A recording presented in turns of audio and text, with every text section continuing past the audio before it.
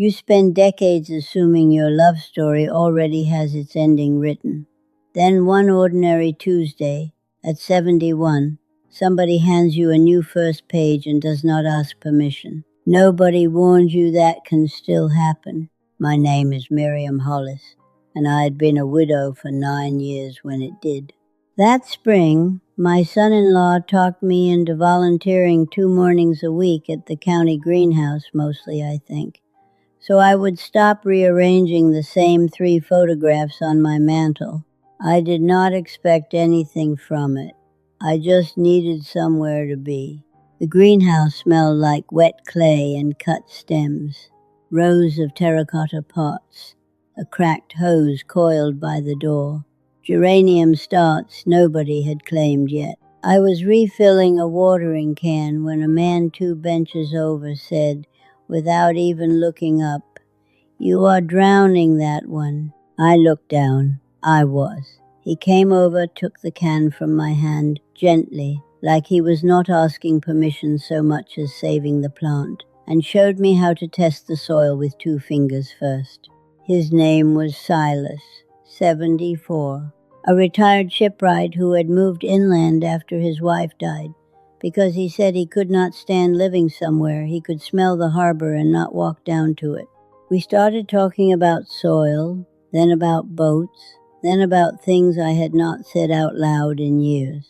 And somewhere in the middle of a Tuesday, I laughed. Not the polite laugh I gave at church potlucks, the other kind, the kind I had forgotten I still had in me. He came back the next Tuesday, and the one after that. On the 3rd week, he showed up with a small paper packet of geranium seeds he had saved from his own porch boxes and set it on the potting bench between us without a word, like an opening bid in a negotiation neither of us was naming yet. I planted them in a chipped clay pot I found in the discard bin, and he laughed and said I had rescued the ugliest pot in the building to go with the seeds he had rescued from his own yard. Soon it was not volunteering anymore. It was 2 people who happened to show up at the same greenhouse at the same hour, which is its own kind of arrangement if you let it be. He listened the way most people do not waiting for his turn to talk. One afternoon, while he was repotting a fern, he said, "You do not strike me as someone who is finished." I told him people my age do not get to start things. He did not argue. He just said, "Maybe that is the mistake." Something in me shifted after that. I stopped feeling like a woman waiting out the rest of her calendar. I felt, for the first time in a long time, looked at. It showed up in small ways.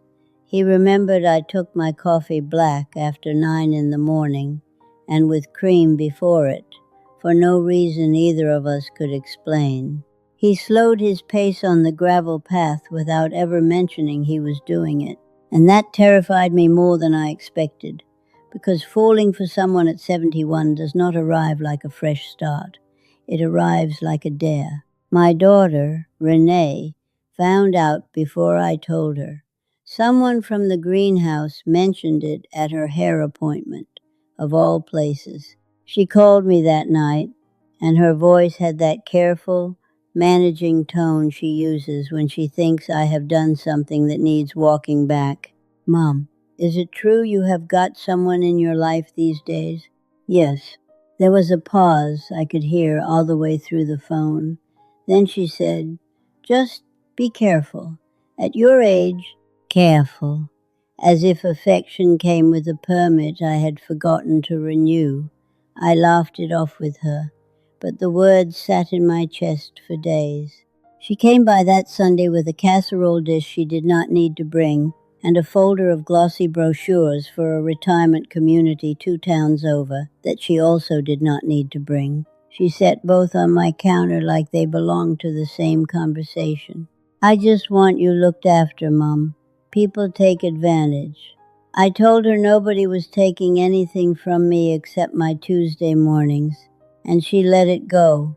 But she left the folder on the counter anyway, and I noticed she had circled the unit with the walk-in shower. Underneath it all sat a truth Renee had not guessed yet.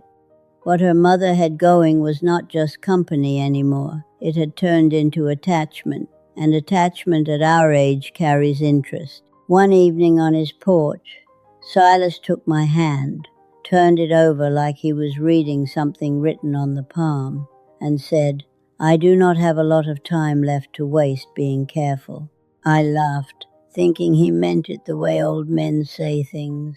He did not correct me. He just held on a little longer than the joke required. I understood, later, that I was not only falling in love, I was signing up to lose someone again. And still, I did not stop. Some part of me had already decided that a shorter story with him beat a longer one without him. We stopped calling it volunteering entirely. It became Tuesdays, then most days. He would call most mornings and ask, "Still upright?" And I would tell him, "Debatable. Ask me after coffee." Small, nothing exchanges that somehow filled rooms in the house I had not realized were empty. One Saturday, I drove him 40 minutes to the coast without telling him where we were headed. When the water came into view, he went quiet in a way I had not seen before, and he just stood at the rail for a long while, breathing like a man rationing something. "First time in 6 years, he finally said. He did not cry, but his hand found mine on the rail and did not let go the whole time we stood there. And on the drive home, he fell asleep before we hit the county line, which told me more than anything he could have said. One night it stormed hard enough to rattle the greenhouse panes, and he stayed at my place rather than drive home in it. We sat by the window with the lights off, just the rain, and I felt something I had not felt since Walter. Not the old quiet kind of peace, but a warmer one that had a pulse to it. He asked if I regretted waiting this long to feel it. I told him the truth. I did not regret finding him. I regretted every year before him, where I had mistaken numbness for peace. That night he stayed on the couch beside me, nothing more than that, and we fell asleep like two people who had already lived whole lives and only now found a minute to rest in one. We settled into a rhythm neither of us had planned for. Wednesdays he would bring the newspaper and read me the parts he found ridiculous out loud, doing voices for the letters to the editor. Sundays I would cook too much food on purpose so there would be a reason for him to stay past dark. Neither of us called any of it dating. We just kept showing up, the way you keep watering something you have decided you want to survive. It did not last. A few weeks later, I noticed he was pausing more mid-sentence, losing his grip on the trowel, setting things down like his hands had started negotiating with him. When I asked if he was all right, he studied my face in a way he had not before, and it was the first time I had seen anything like fear cross it. "I wanted to keep this off your doorstep as long as I could," he said. "Bring what?" The silence went on long enough that I knew before he said the word ALS, Lou Gehrig's disease. Not the fast kind, the doctors told him later, but not slow either. His hands would go first, then his legs, then eventually his voice. "You knew," I said, "before you told me." "For a while. And you were going to let me fall for you anyway?" "I was afraid you would leave if you knew what was coming." That stung worse than the diagnosis, because it meant he had measured me and guessed I would run. I told him I was not going anywhere, and he studied me like the words had not landed yet. "This is not a gentle story, Miriam. You will lose me, and it will take its time doing it." I told him I knew. He asked why I would stay anyway. I told him the only honest answer I had. I had already thrown away years of my life feeling nothing. I was not going to throw away this too, even knowing how it ended. Renee came over the week we got the diagnosis confirmed, and I braced for the folder of brochures again.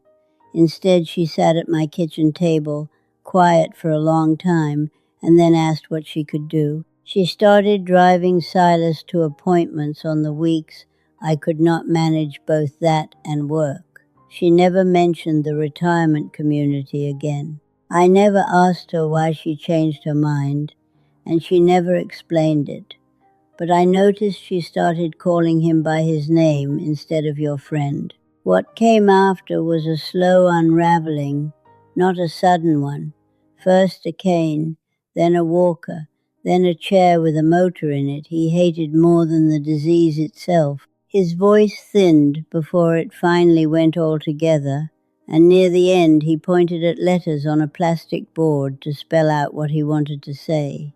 I learned to read his eyes faster than the board could keep up. I moved a cot into his spare room.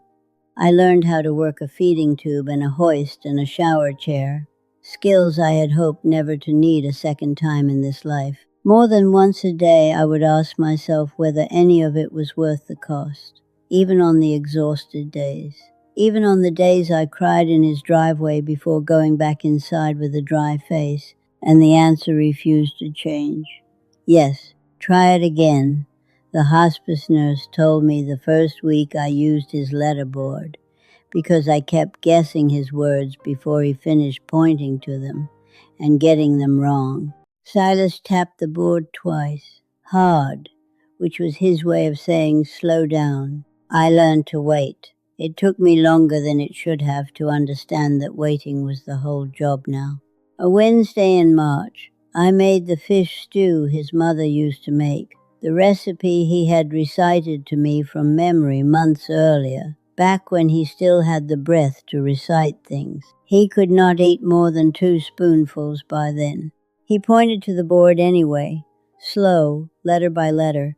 Tastes like home. I did not tell him I had gotten the recipe wrong twice before that batch. His hands, the ones that had shown me how to test soil with 2 fingers, went still first, then his shoulders. But his eyes never stopped finding me the second I walked into a room. You came, they said, every time, as if it was still a surprise. Always, I told him. Even on the mornings it cost me everything I had to mean it. One afternoon he spelled out a question on the board. Are you afraid? I told him yes. He spelled, of what? I told him the truth, of going back. Back to before you. Back to the quiet that is not peace, just absence wearing peace's coat. He squeezed my hand, what strength was left in it. He mouthed, without sound, I hate leaving you with this picture of me. I told him he was not leaving me. We both knew it was a kindness, not a fact. Near the very end, on a night the machines in his rented hospital bed hummed louder than usual, he pointed to a letter, then another, spelling slower than I had ever seen him spell. It took almost 4 minutes. What it said, when I finally had it whole, was, you turned my last chapter into a good one. His hand went slack in mine before morning.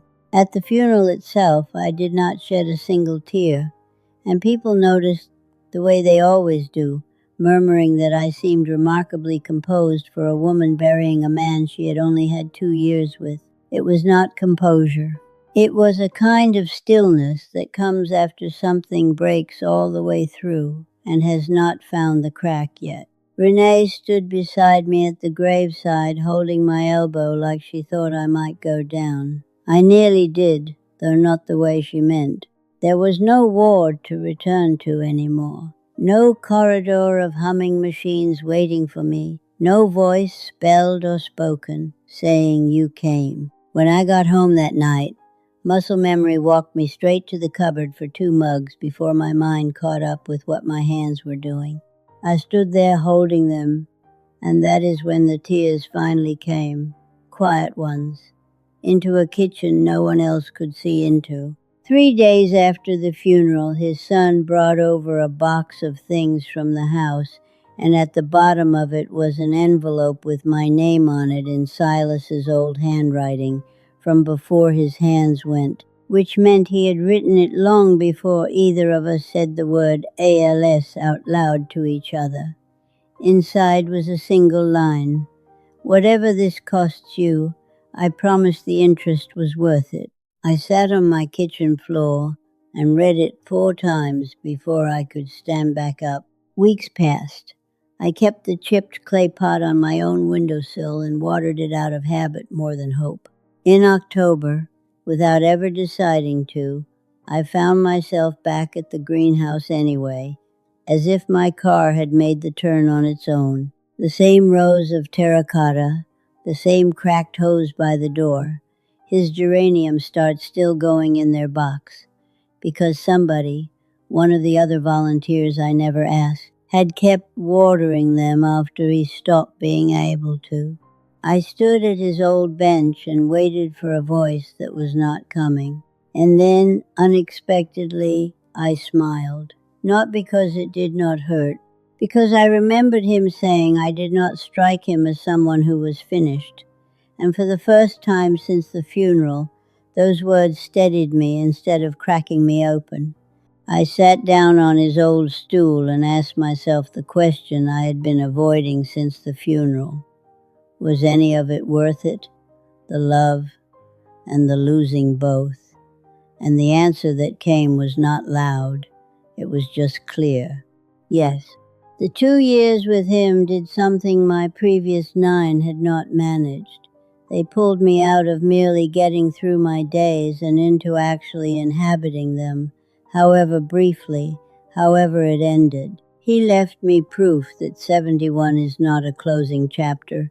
It is just a chapter, same as any other, and it can still have people walking into it uninvited, tracking soil across the floor, staying anyway. So if you are sitting there wondering whether it is too late for you, or your mother, or anyone you love who still has years left in them regardless of the number on the calendar, it is not. The real loss is not loving someone you might lose. It is deciding in advance not to, and calling that safety. If you have loved someone later in life, after you thought that chapter was closed, tell me in the comments how old you were when it happened. I read every one. And if this reached you, stay a while.